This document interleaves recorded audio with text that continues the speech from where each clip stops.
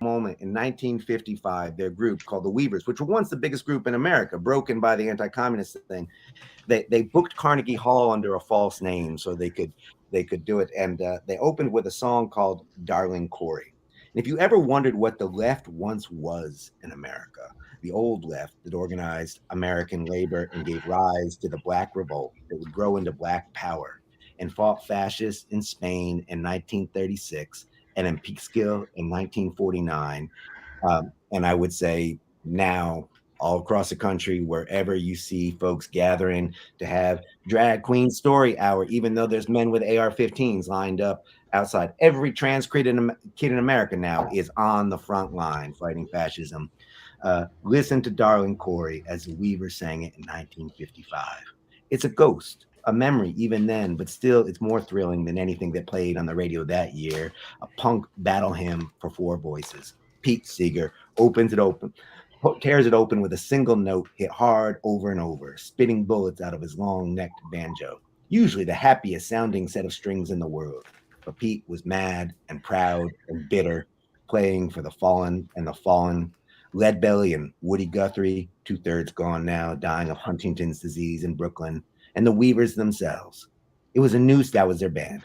It was a new sound for Pete, Woody's sound, not the jokes, but the anger. The difference between Pete Seeger and Woody Guthrie could be seen on their instruments. In a neat circle bordering his banjo, Pete wrote, "This machine surrounds hate and forces it to surrender." Across the hips of his guitar, Woody scrawled, "This machine kills fascists." That night in 1955, Pete turned his banjo into Woody's old killing machine. The first spray of notes is followed by a plummeting spiral like a man falling, leaping off a cliff. Then in come all four voices. Wake up, darling Corey. The song is about a free-loving, moonshining mountain woman, but as Lee Hayes would say of his favorite hymns, the words don't matter. The opening blast of harmony is Gabriel's horn and air raid siren, a mashup of the Red Army Choir and the Mormon Tabernacle Choir and an Alabama chain gang. The First Amendment and the Fifth and all the others side by side, singing out the most joyous fuck you ever drawn up from the well, the deep, dark shaft of rage and terror and heart hurting and love and defying. The first booming verse, of course, belongs to mighty Lee Hayes. Well, the first time I seen Darling Corey, she was standing by the sea. Had a 45 strapped around her bosom. She had a banjo on her knee. Maybe the words do matter. Like these, the beginning of the third verse, Ronnie Gilbert's alto whooshing in like cannonballs. Oh yes, my darling. Lee was the reader of the group, a student of banned books and a secret writer of gay pornographic tales. So maybe he heard the Irish echo of James Joyce's Molly Bloom. Yes, I said, yes, I will, yes. The last words of Ulysses. Joyce thought Molly Bloom's yes signaled the end of resistance, acquiescence.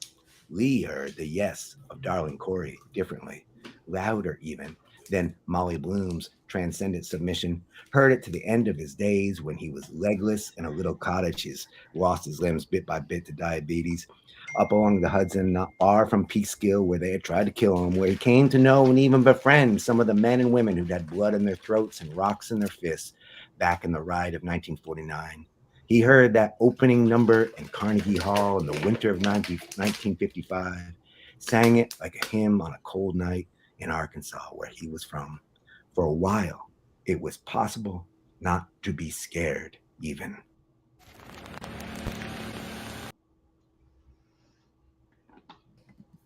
I was trying to stifle her weeping the entire time. I have to apologize to you guys because from now on, when I'm ugly crying, I will be sure to mute. I'm sucking back tears again, hearing it again. I've listened to it a half a dozen times. So Welcome everybody to Rad Pod and Chill. This is Radicalized Truth Survives. We are a damn fine podcast about disinformation, and we on Thursday nights we like to have some good times and talk about news and recap our previous week's episode. That episode dropped on Monday morning. That was our breaker with Jeff Sharlet, the one and only Jeff Sharlet. For those who don't know, Jeff Sharlet is a veteran. He's a professor and also somebody who's documented and written about religion and religious extremism in America for 2 decades. He wrote a very important book called The Family, which was turned into a Netflix series. We interviewed him primarily about his latest book, The Undertow, which, much like Tim Snyder's On Tyranny, is never very far away. This right here, he chose the cover of the cover image is the weapon that Ashli Babbitt was carrying, the knife that she was carrying on January 6th. That clip you saw was the end of our hour and 16-minute interview with him. I encourage everybody to watch the whole thing. I'm going to be writing about it tonight for my Substack readers. It is so important. But more than anything, what did we just learn? Jeff is a goddamn poet. You know, dude's a poet. He is. Dude's a poet. Just yeah, beautiful. I mean, it not only is a poet, but like The Family is one of the most hardcore and important pieces of investigative journalism of the 21st century, certainly. You know, if not longer. I mean, what he discovered there and the way he did it by going in there, you know, and really learning from the inside that's crazy shit. And Right.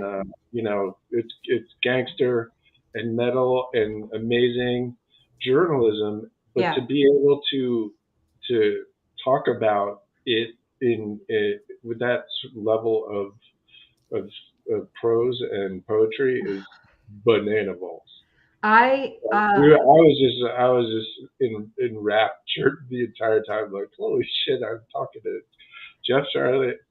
That's crazy. And then he was just even more smart, and I mean, terrifyingly smart than I realized. He's lovely. He's And lovely. he's just a great dude. Very nice. Super nice. Anyway. So, you know, there's a few, well, we're still behind enemy lines on Twitter. There's a few feeds that I go to for comfort. And obviously Pekka from Votnik Soup has always, you know, ever since he's been doing that, that's like one of my go-tos. Michael McKay documenting the war in Ukraine, Paul Nyland, John Sweeney, Zarina Zabriskie, Monique Kamara, all our guests really, Paul Mason, on and on. I now look at what Jeff is doing and what a warrior he is, how you can go to his timeline and he's fighting the good fight, exposing the egregious anti-gay legislation that just passed in Uganda, the worst in the world. Immediately, I'm tagging in Peter Tatchell, another one of our guests. Like as we've been doing this show, we're just meeting the most brave warriors from around the world who know their shit and are lovely human beings. And Jeff, for those of you who have not watched the episode yet, Jeff talks about his neighbor, Nazi Ralph. It's a great anecdote.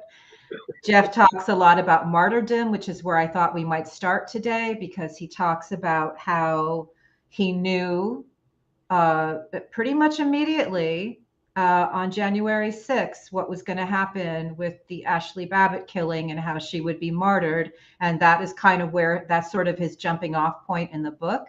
But I also encourage you guys to watch. I don't know if we have that other clip. We may as well knock it out. He opens the book with a protest song that nobody knew was a protest song, with an interview with Harry Belafonte, who we just lost, who was a activist all of his 96 years, basically underwriting so much of the civil rights movement. And what a baller warrior he was. So maybe we should have. Let's wait so that, you know, because so other people, you know, who join can get a chance to see, just in case. That's a great clip.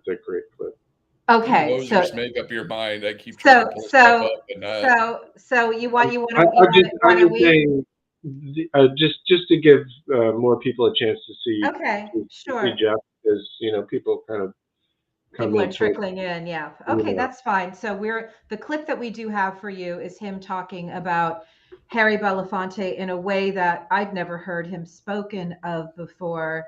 And I will just tease with him using his velvet voice like a hammer in a long struggle, which is fucking beautiful. Again, I can't wait to write more about Jeff tonight because he's a poet. What can I Harry say? Belafonte is a much more interesting and important figure in American history than people realize at this time. Yeah, And not I mean, he was also doing some covert shit at the same yeah, time as he was writing some of the most important protest songs in the world. So yeah. Shout out uh, to the musicians, man. yeah, Shout out to the musicians and the writers of protest music. We had Sleaford Mods on, and their music is amazing. They just have so many incredibly targeted lyrics on the failure of austerity. And now even some of the architects of austerity are going, yeah, you're right. That was one big fail. Um, their album UK Grim is really important. And then Jeff said yeah. something really important. I need to listen to some modern Dolly Parton. He said she's been writing some protest songs, so that's on the list of things to do. Dolly Parton's a badass, man. She's so cool. She's so cool. She stepped She in. really, she really is, man. Like I Yeah, don't know, I don't. She's a really interesting character. Who were we just yeah. talking Her sister Stella is really cool too. We were about? talking about the failure of austerity. We were also so let's get in a little bit to Oh no, martyrdom. Martyrdom is Let's get a little. Let's start there because I have a that's couple what I was things I want to gonna. say. But why don't you jump in, Jim? Let's Yeah, talk. that Let's, I just didn't want to lose the martyrdom point because it's really yeah, important. Um, uh, Martyrdom is what um, drove ISIS at its very core. yeah, The martyrdom was basically the entire theme of it, right? And in many cases, that's not unique to ISIS either. It's a sort of fundamental kind of human archetype, that if you're the victim of some, broader struggle and, you are, terribly hurt somehow or killed, you can, become a martyr both in your own mind if you're still alive and in the minds of others. So what ISIS did was they brought people in and said basically, look, these the people with this color skin are coming in here to steal, to take your children, to destroy your family, do sexual violence, all of those fear things, against kids, and the way that this is going to be solved is with martyrs who are willing to sacrifice themselves for the greater struggle. So I just described ISIS and QAnon, yeah, literally yeah, the same idea, right? It's you bring people in, and people of a different color from a different country or from a different party or whatever are coming in to take your kids. They're coming in to cause sexual violence, the whole pedophilia thing. It's all the same. And what you saw leading up to January 6th was people need to be willing to die for their country like they did in the Revolutionary War, right? Those life and death terms are not just propaganda when you're talking to brainwashed people. Those become reality. They become directives, especially, for example, it comes from a very high level military officer. You might even take that even more seriously. I need to be a martyr for my country.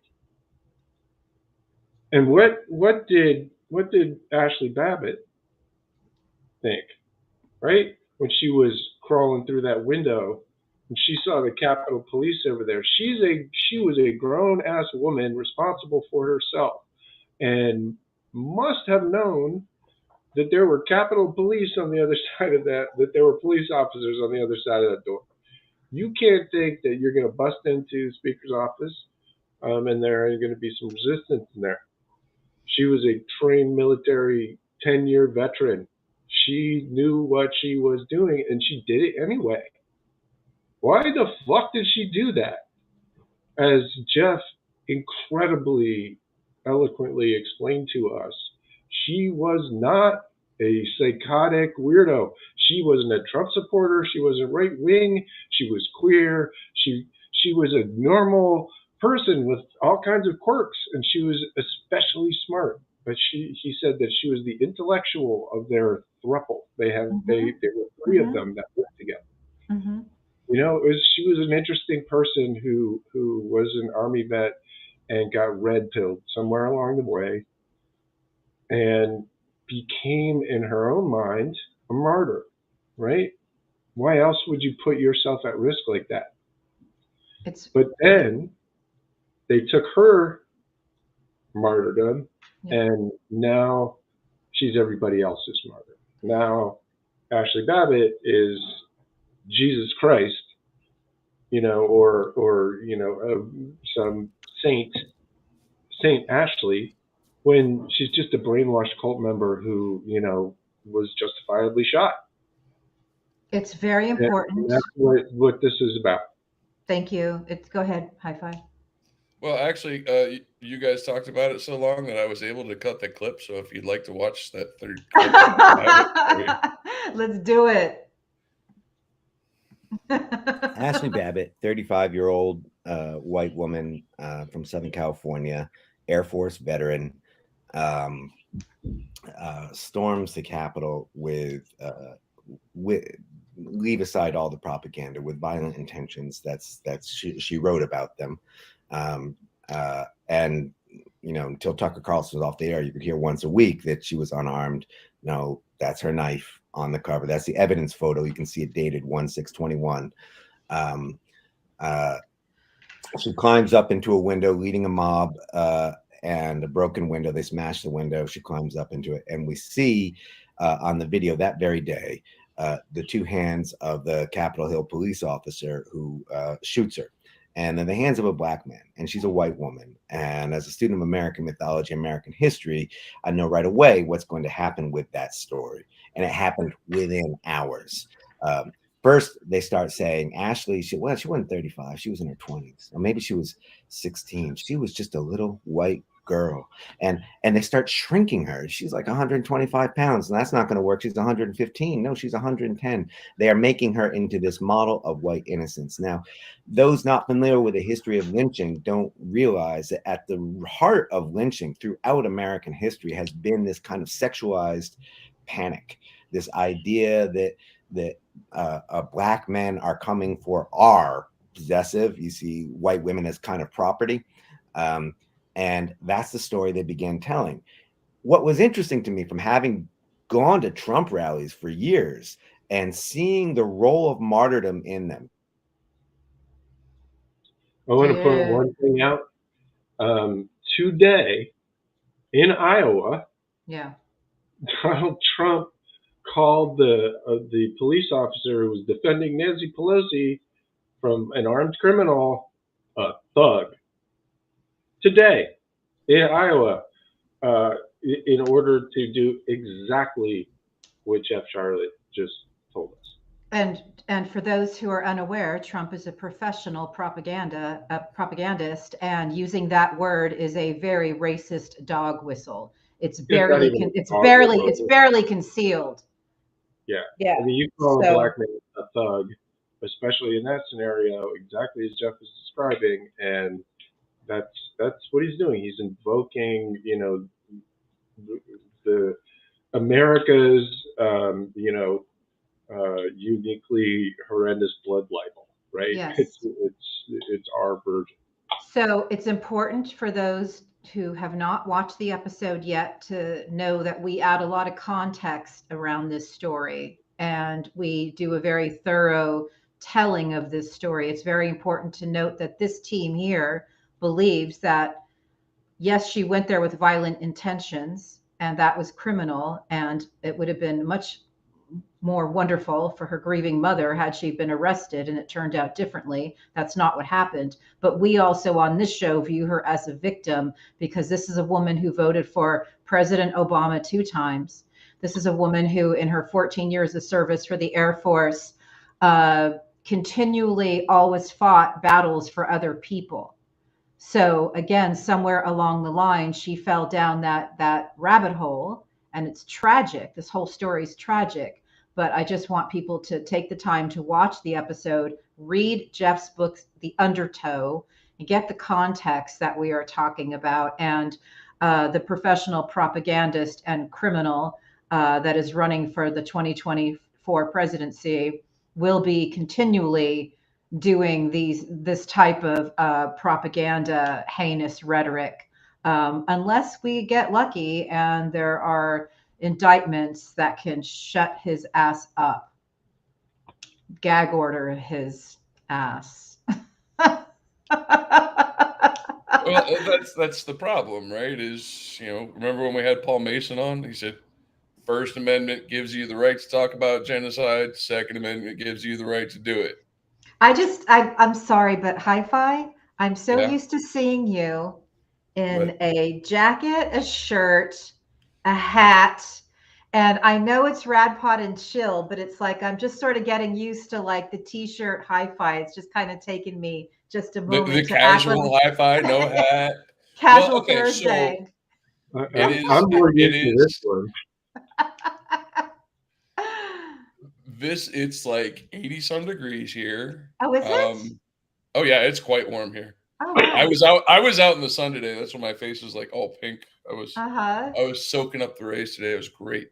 Put some shit on your face, dude. Don't get Well, it's the whole being Scotch Irish. I always get pink the first time. Yes. Then it turns into a tan. That's the way it works. I'm gonna get skin cancer. I already know it. Whatever. They have. You can go to the fucking store, bro. It says like SPF on them. SPF anything.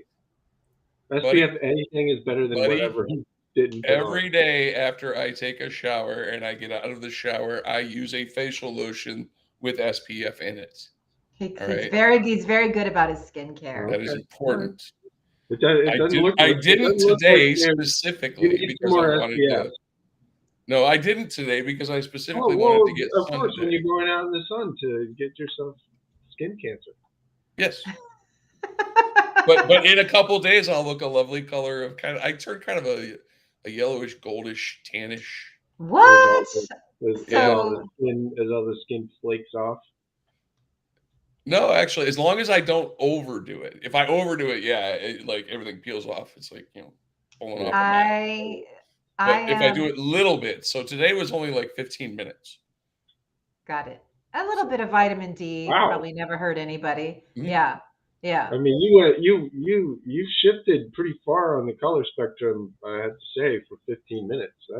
That's the Scotch Irish. That's the if I did it for 20, I would be like bright lobster red. So yeah. I have a swarthy green skin. You've got some weird Mediterranean thing going on. I'm up on the islands where the crazy people were. I think that we've extrapolated enough about skincare and tanning for this year. I'm sure our audience is enthralled. Actually, we did have a request for you and I to argue some more about The Cure, but I demurred.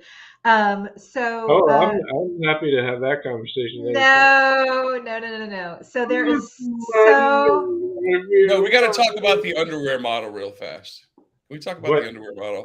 I was going to talk about something cool. Why are we talking about an underwear model now? Because it's Simone Gold's live-in underwear model in their $3 million mansion down in Florida. and he just got sentenced today. Oh. To you're talking about the America Frontline Grifter? Yes. I mean, America's Frontline Doctor's Mansion with her live-in underwear model. Yes, that's what I'm talking about. Wow. That's wild. $10,000 fine. What do you get arrested for? For J6? Yeah. She already did a stretch. She did 6 months. She did a stretch. She's doing her Martyrdom tour right now. Well, yeah, I mean, and that's part of the problem with our justice system. I just have to say this. So, like Jacob Chansley, right, the QAnon fucking shaman, got out of prison early because Tucker Carlson, put videos out, and then had a voiceover about it that made it seem like the cops were helping him or whatever. Yeah. And then Elon Musk says, "Free Jacob Chansley," and then all of a sudden, the judge, for some fucking reason, decides that the evidence of Tucker Carlson putting all this shit out on Fox News is enough reason to let this guy out of prison with no exit, anything, no nothing as far as I know in terms of what the hell he's going to do with his life. He's living in his mom's basement and being paid to go out and be the face man of the J6 prisoners. Yeah. What else is he the face man for? Fucking QAnon. Yeah. Right? Yeah. So you're rehabilitating the face of QAnon at J6, right? And you're turning this fucking guy into some kind of hero. And the problem is, hold on, High Five, see. The fucking problem is that in his brain, all of a sudden, everything that he thought before is 10 times more powerful, 10 times more real, and now he's getting paid for it. Now he's got crowds. Now he's going to be on fucking Newsmax every 15 minutes or what the fuck ever as some kind of, representative. Right. And the problem is that he's going to be dangerous. Yeah. He's got a little bit of charisma. Yeah. And he's not Kyle Rittenhouse. He's an actor. He knows what he's doing to some extent, but he's brain fucked, and putting him out there and throwing him to the wolves of these people again to go and be weaponized to do whatever the fuck they tell him when he's literally believes in space Nazis. I'm not kidding you. He's spreading space Nazi shit, like David Icke's, Simon Parks, all that shit. He believes that stuff. In addition to now being the spiritual warrior at the head of the MAGA movement. High five. High five. So I went into his Twitter Spaces. You did? I did.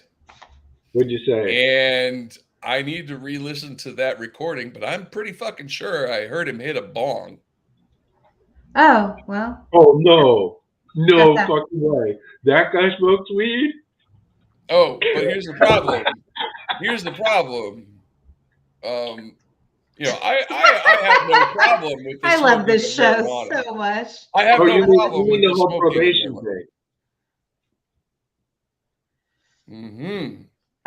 So there is a federal officer that he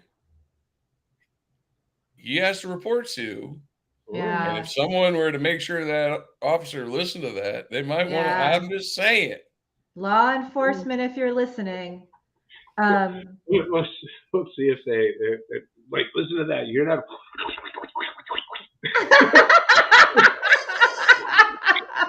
No, literally, I heard it, and I'm like, somebody's put him in jail. Put him in jail.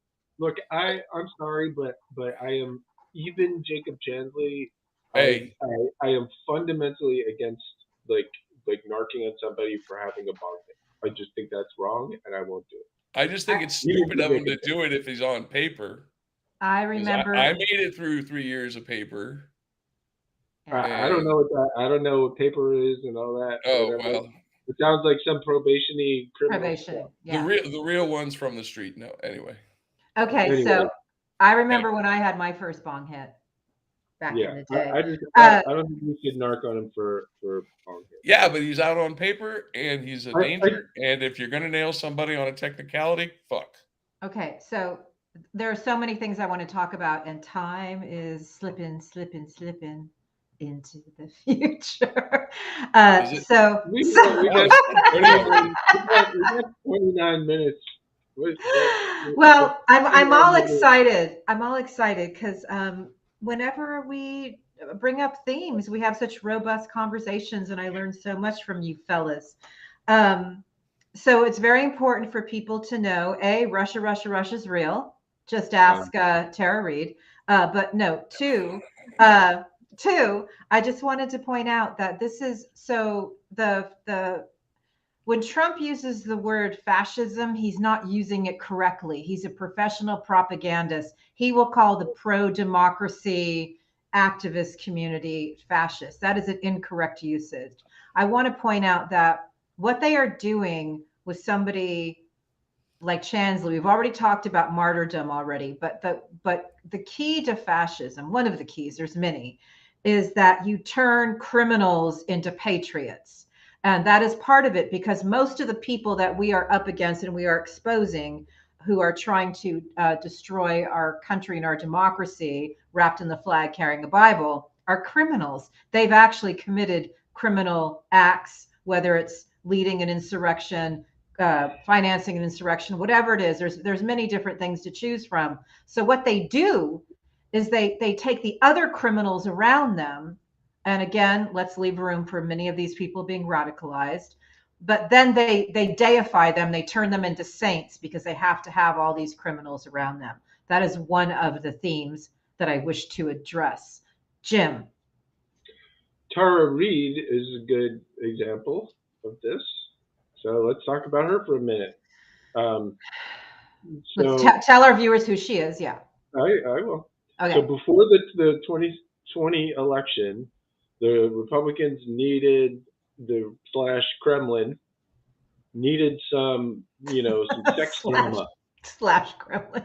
Well, yeah. It turns out You're right. You're right. Like, I'm not being,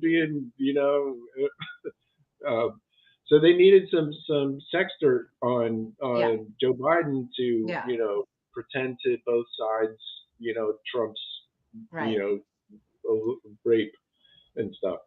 And so they scanned his former employees and found Tara Reade, and somehow or other got her to invent some bullshit about Joe Biden, doing some dirty stuff in the congressional closet.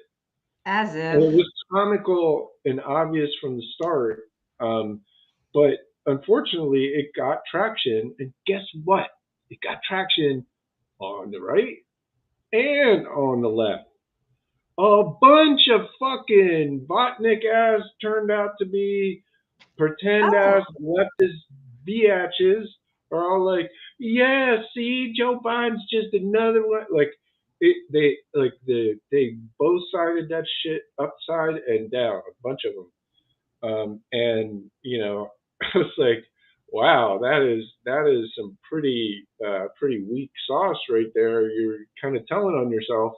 Yeah. Well, it turns out they were really telling on themselves, right? Yeah. I mean, this woman is so paranoid about some damn thing, and she blocked me like 3 years ago.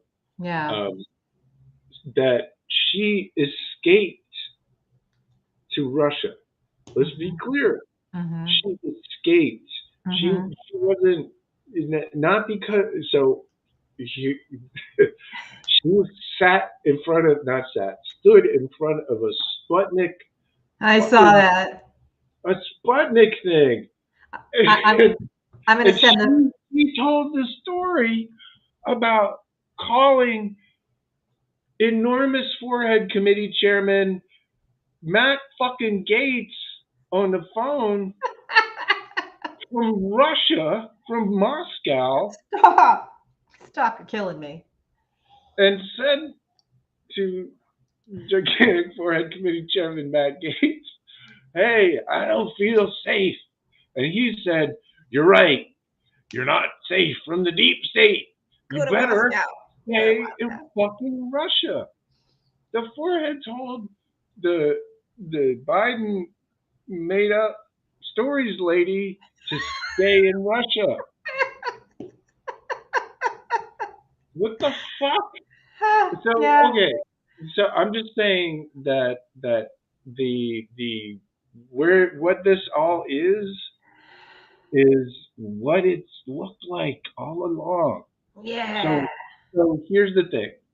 Tara Reade is a leading indicator, right? Over the years, you've seen a lot of these people, and not necessarily moving to Russia like Snowden and fucking Tara Reade, but people like, I don't know, Greenwald and Taibbi who were kind of, you know, something for a while, and then all of a sudden it just became super obvious that, you know, they're on the wrong team. Yeah. A lot of people that's going to start happening too. You're gonna see people start to split off into these factions because as things like the Donald Trump being caught on audio tape admitting to classified information, which is going to result in an indictment. It must, in espionage. I mean, that's fucking per se espionage. When that pressure starts getting applied to that network, a lot of these networks that have been sort of submerged and hidden and funded are going to be defunded and scatter into different directions. And it honestly is already happening, including some people that, you know, our viewers may be familiar with. And honestly, it's quite delayed. That is my TED Talk. We did talk about this with Jeff Sharlet. We talked about how this is very likely that time when the evil people do start to devour each other. One of the things we talked about with Michael McKay, our guest from a few episodes ago, who's a Canadian academic and a scholar of Ukraine history,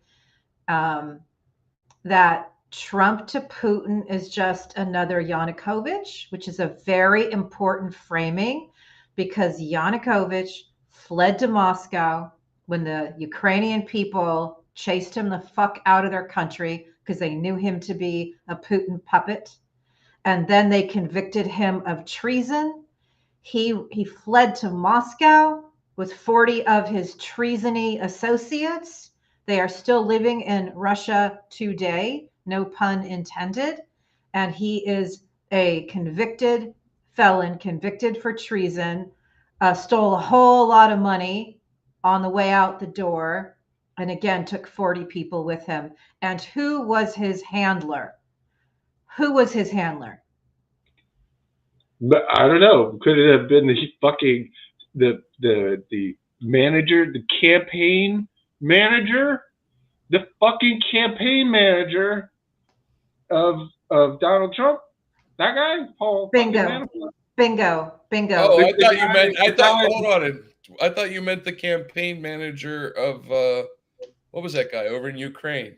Yanukovych? Yes, the handler. Who's she talking about? That guy? Yeah, who was basically working with Deripaska on this whole thing, who, by the way, also managed to infiltrate the New York FBI. So it's quite fascinating how these characters keep coming up. And I know I'm being a sarcastic bitch right now, but I think it's very worth repeating these things because people are memory holing everything. We learned that term from Ruth Ben-Ghiat. We don't memory hole anything here on this show. So can I mention one thing in terms of memory holing? Yeah. And in terms of you know, Kremlin-y motherfuckers and the FBI. You said Kremlin-y motherfuckers. No, I said motherfuckers. It's different. Motherfuckers. All right. Kremlin in the FBI. In mid 2018, they got a tip. The FBI got a tip about Q. letter. Uh-oh. There's a letter. A letter Q? A letter impersonating a military intelligence. So you better go investigate. So they waited around, and then they got a couple of tips from guess who? From people in QAnon pointing at the wrong people, you dumbasses, or maybe you did know. And they subpoenaed all the wrong people because people who didn't want you to know fucking sent those tips, you dingbats. Anyway, they dicked around for a few months and did nothing whatsoever. And then in February, they closed it. They're like, oh, we couldn't figure it out because we subpoenaed like 3 of the wrong people.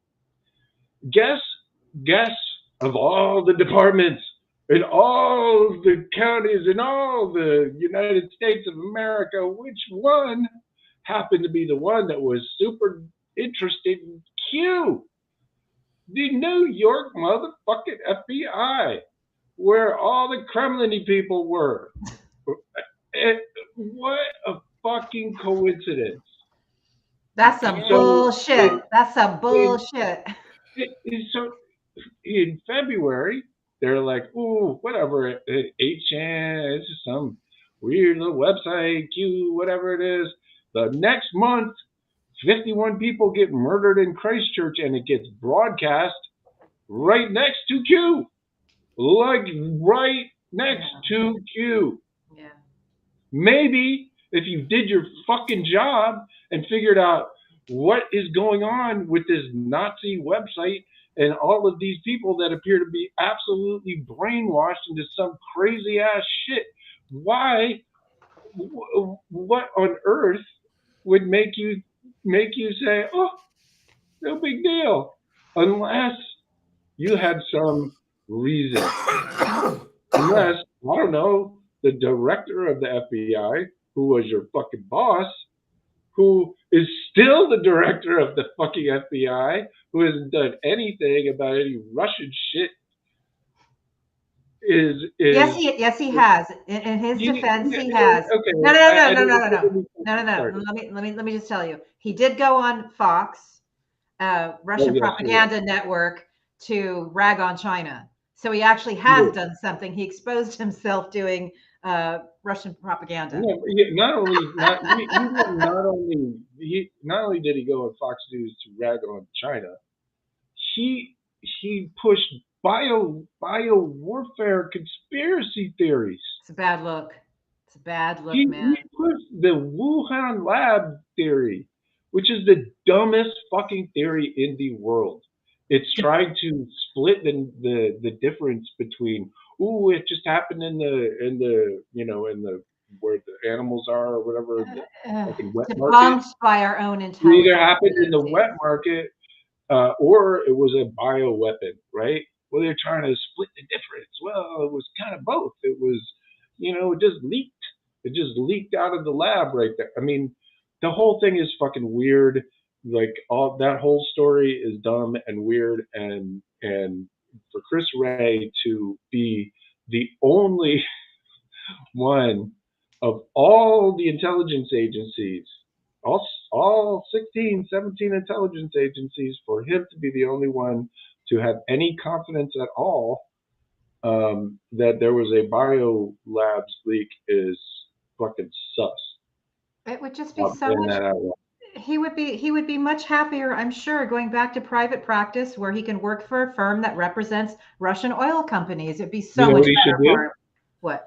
He should work for Chris Christie's new campaign, since he was the fucking guy. I forgot about that. If you know, anybody remember Bridgegate, where some lady died? Oh yeah, where the bridge got shut down. There was a intentional fucking like punitive series of horrible what are they called, traffic jams on the fucking bridge, one of which resulted in somebody's death because they couldn't get to the fucking hospital. And it all turns out that Chris fucking Christie was intentionally punishing some the mayor of some town or some shit like that because they weren't playing ball with his campaign. Yeah. Right? So that thing blows up, and guess who his fucking lawyer is, who ends up with Chris Christie's Bridgegate phone. Yeah. You might be shocked to learn that it's the same fucking guy who closed the Q investigation and couldn't figure out how to look at Twitter and understand that there was going to be a shitload of violence on January 6th. Okay. Like, he could literally, I don't know. So anyway, yeah. I got. So TED Talk number 2. Go ahead, Hi-Fi. I got a couple things. Go for it. I just would like to give everyone a live update that the QAnon shaman's lawyer is now attempting to troll me. Oh, okay. Well, that should be fun. That'll be fun. Well, that should be fun. We are in fact. He told me I did have the address right in Pennsylvania, though, for his LLC. He's trying to troll you. I see, Hi-Fi. Hi-Fi's doing his network shit and putting it out there. I'm sure instigating. Okay, I get it. So no, we are in fascism. It's not my fault. I don't know why I'm like this. I just am. we are in fascism's legal phase, and fuck that shit. So I do want to say that just one quick note on Tara Reade. Please go to votniksoup.com. It's very important to note that she is 189.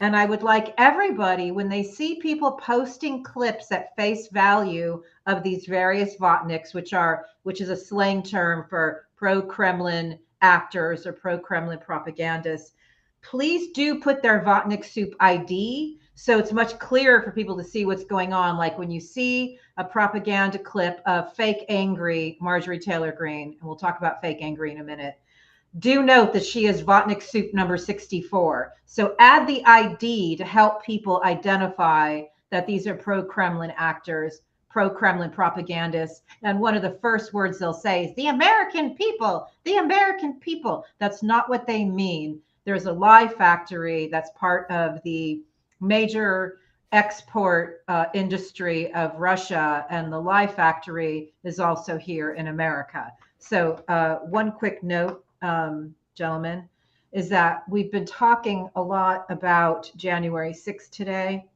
And Jim, I read this to you earlier, but I want to read it again, because for people to understand how dangerous Democrats are to fascist dictators, that could be a double, what do you call it?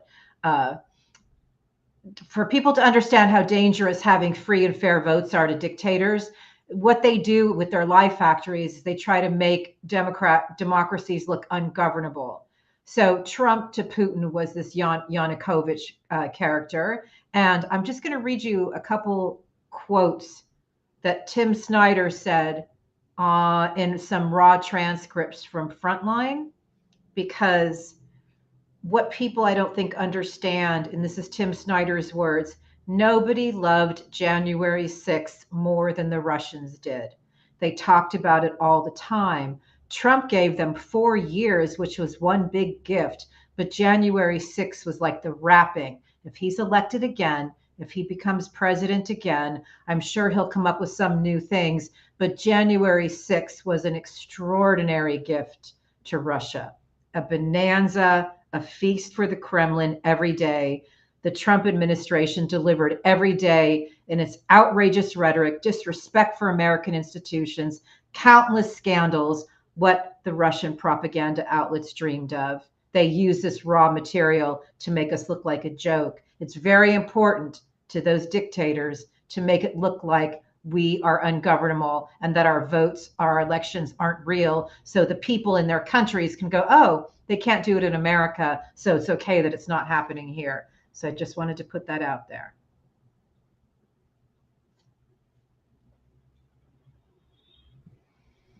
I agree. Sorry. Well, yeah, I think I was waiting for Hi-Fi, but I think he's enthralled in the conversation that we're having in comments. Well, I got the comments over on this screen. I got the lawyer trolling me on that screen, and I'm doing the live stream on this screen. It's how's sometimes about I you multitask. prioritize? How's about you prioritize? Yeah. Sonny? So Jimmy, we got Jim, an audience. Jim, that was a set. That was a setup for you because it was because something terrible happened that I believe is treasony. Somebody who, along with Tucker Carlson, got their hands on all the raw video from January 6th, and you think that that may actually make its way to the lie factory in the Kremlin and be utilized and weaponized continually against our country to make it look like we don't have a proper democracy. I apologize. I should have. I got you, bro. I got you. I should be able to pick up your signals. What I was sending. Yeah. All right. So okay, what am I supposed to talk about again? We're talking about video that could make its way to the Kremlin. Raw January 6th video that's in the wrong hands. Yeah. So fucking Speaker McFucknuts, unbelievable traitor. Should be a law against that shit. It's insane. So he gave 50,000 hours of video, first of all, to Tucker Carlson, which is bad enough, right? It is possible that happened through Fox, and Fox chose not to actually send it to the Russian government because, Rupert's got some issues. There might be a law against that. If that were a problem, were a problem for the Russians before, it is no longer a problem, because one of the people that the Russians, that Speaker McCarthy gave 50,000 hours of Capitol security footage to is a guy named John Solomon.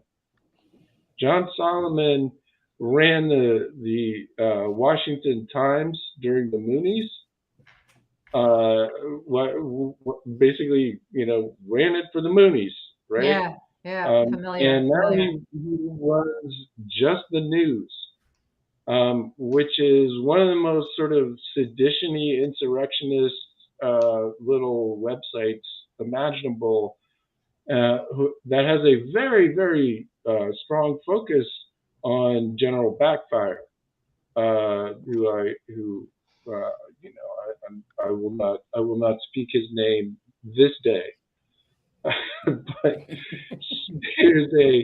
there is a focus on General Backfire on this particular website in a very significant way and in an important way, and anything that this guy gets is going straight to the Kremlin.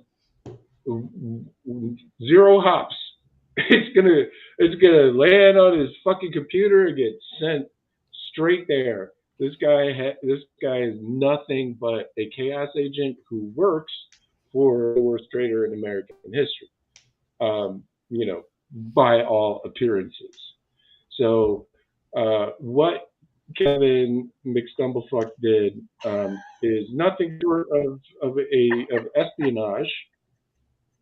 Seriously, I mean, think about what's on. I'm laughing at the meta. I'm meta. No, I know. I'm just playing straight. We need to pick a name, and if we're gonna have if we're gonna have a he who should not be named, we got to pick a name. I'm going with Voldemort. Voldemort. I've got a lot, so I'm not going to commit to anyone. I'll find one. I heard Twitchy Brows. Twitchy Brows the other day. Stop it. We're gonna. But no. I'm gonna say one thing, and I'm quoting Wes Clark Jr., who I think is dope as shit. General disorder. Heidi's trying to. General disorder. Okay, we're done here. I mean, hashtag done here. Hashtag Twitchy motherfucker. We are done here. Hashtag national security. No, we are done. We are done because you know what? We only have a couple minutes left, and I don't want to have some negative chi. I don't want negative chi. I want Harry Belafonte. I want true patriots. I don't want fake ass patriots. I want true patriots. I want Harry Belafonte, somebody who cares about his fellow men. That's where you know. Anyway, I had a point, and then Hi-Fi jumped all over it. So that's heading straight to the Kremlin, right? Mm-hmm. So not only is it heading straight to the Kremlin, but you interrupted me before already. Let him land the plane. Let him land. All right, land the plane. Land the plane. Land the plane. Not only is he going straight to the Kremlin. He gives it straight to the Kremlin. That's espionage. Now, here's the reason why it's what are you laughing at now? What did I do? We're just being silly. Okay. I'm just laughing at our show in general. It's fucking hilarious. Okay. All right. Okay. You. Okay. All right. Something about the Kremlin. The stuff is going to the Kremlin. Where was I? Yes. The stuff is going to the Kremlin. And Kevin McDumblefuck is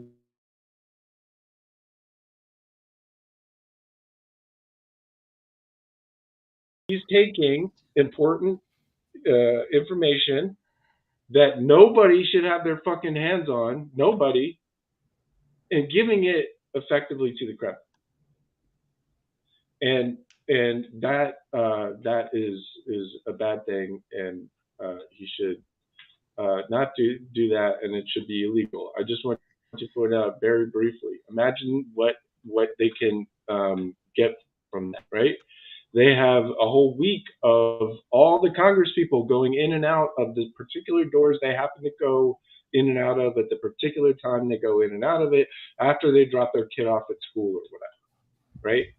They now have a whole shitload of information about some of the most important people in the country to all of us who we pay, who we paid for those fucking cameras, by the way. And he literally just endangered his own colleagues in order to have secured his place in the speakership. That's abuse of power. It's corruption. I mean, it's obstruction. It seems like all kinds of crimes, honestly. So, we'll see. It's going to get interesting around here. That's why when you quoted a very famous prosecutor saying game over when Trump is caught on, audio tape, acknowledging, his awareness of the fact that these documents are, very critical to national security, an awareness, I guess, is the best way to put it, like having knowledge of what he's dealing with. And you said that a very important prosecutor tweeted game over. We've been hearing game over for a long fucking time. It's time for the game to be over. It's time for these criminals and insurrectionists. I couldn't agree more. He said it on Nicole on TV, and he said it in this very specific context, and he meant it in terms of this classified documents case. Yeah, that's what I'm talking about. Yeah. Are they going to indict him in this particular case? And what he said was, and I think it has either we have a country or not, right? Yeah. The allegation is that there is a fucking tape of the former president of the United States saying, I knew that this was classified. I know I can't classify it now because I'm not president anymore, meaning he knew the document was classified and that he had never unclassified anything else before, rendering all of his bullshit about how he did it with his mind fucking moot. So what it means is that if we have a country, if we have a Justice Department, if the special counsel that has any credibility at all, they have to indict him for espionage because he said out loud, I gave this classified document that I knew was not mine to give, that I knew was not classified, that had not been declassified. I gave it to somebody else. That is per se espionage. He's the real Voldemort. Oh, game over on that particular charge. That's what he's saying. And thank you. Either game over. It's game over one way or the other. Game over. We don't have a country because there's no rule of law. Nobody gives a shit about the espionage that just happened. Right. Or it's game over for Donald Trump in terms of this particular case. Right. Well, thank you for landing that plane and for all the fabulous TED Talks and just the great camaraderie and the giggles. I've got the giggles right now. I cannot stop thinking about Voldemort and all the other ridiculousness of this hour. We started off with something very beautiful and poetic. We started off with something very beautiful and poetic, and I would like to end on something very beautiful and poetic. And as you can see, Jeff Sharlet he's just the shit. He's amazing. I do like that motherfucker. Anyway,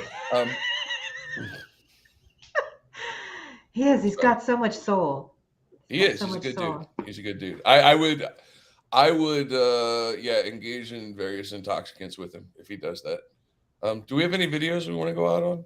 Yes, the Harry Belafonte one. Stoner. Yeah. Which one was the Harry Belafonte one? That was the very first one I sent you. I just somehow. Boomer. Boomer. Yeah, the opening chapter is about Harry Belafonte, we just lost at age 96. And it's called Voice and Hammer, which were sort of the way he understood what his voice was. His voice was a hammer. His voice was, it's a sweet, beautiful voice, but he understood it as a weapon in a long struggle. And I needed him there at the beginning of this book, of this very dark journey through what I call the Trumpocene. I needed him there, one, because I just couldn't bear to start with the full ugliness. I needed some hope, but also because the hope that he offers is not cheap grace. He gives us an analysis. And I think what a lot of people didn't realize, and even in some of the tributes, is what a profoundly radical man he was, all of his 96 years, and how essential he was to the freedom struggle in the United States.